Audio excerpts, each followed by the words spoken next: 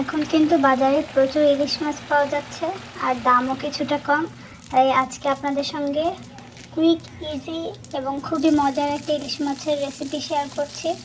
প্রথমে আমি ফ্রাই প্যানে তেল দিয়ে তারপর এর মধ্যে আমি গোটা জিরাটা ফোড়ন দিয়ে নিয়েছি। এরপরে বেশ ভালো পরিমাণ একটু পেঁয়াজ কুচি দিয়ে দিলাম, আর এখানে দিয়ে দিলাম আমি কাঁচামরিচ।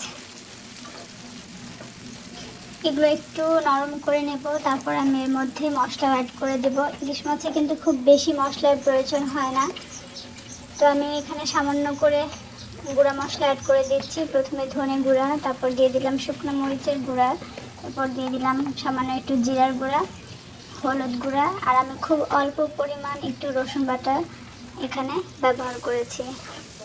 তো মশলাটা একটু ভালো করে ভেজে নেব তেলের মধ্যে।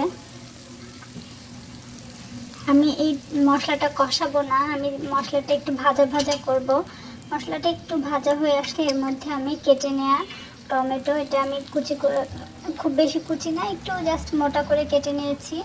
টমেটোগুলো বিছিয়ে দিলাম, দিয়ে এর মধ্যে আমি পরিষ্কার করে লবণ মেখে রাখা ইলিশ মাছগুলো সাজিয়ে দেব।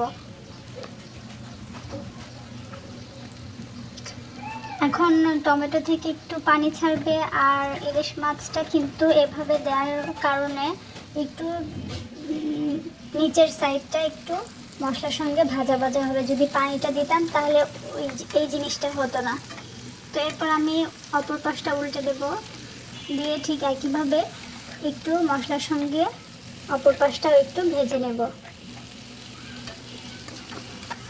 তো এভাবে দুই পাশ হালকা হালকা একটু ভাজা হবে, আবার মশলাটাও গায়ে লাগবে। তো এই পর্যায়ে আমি যেহেতু গ্রেভিটা অ্যাড করছি এই জন্য আরও কিছুটা লবণ ইউজ করলাম, আর এখানে 1 কাপের মতো গরম পানি ব্যবহার করছি। ইলিশ মাছ কিন্তু খুব বেশি সময় রান্না করার প্রয়োজন নেই, খুব অল্প, তাহলে টেস্টটা খুব একটা ভালো থাকে না। অল্প সময় কিন্তু ইলিশ মাছটা কুক হয়ে যায়। তো আমি একটু উল্টে অল্প কিছু সময়ের জন্য ঢেকে দেব। যখনই এই গ্রেভির পানিটা একটু ফুটে আসবে তখনই আমি এটাকে ঢাকনা দিয়ে ঢেকে 5 মিনিটের মতো রান্না করে নেব।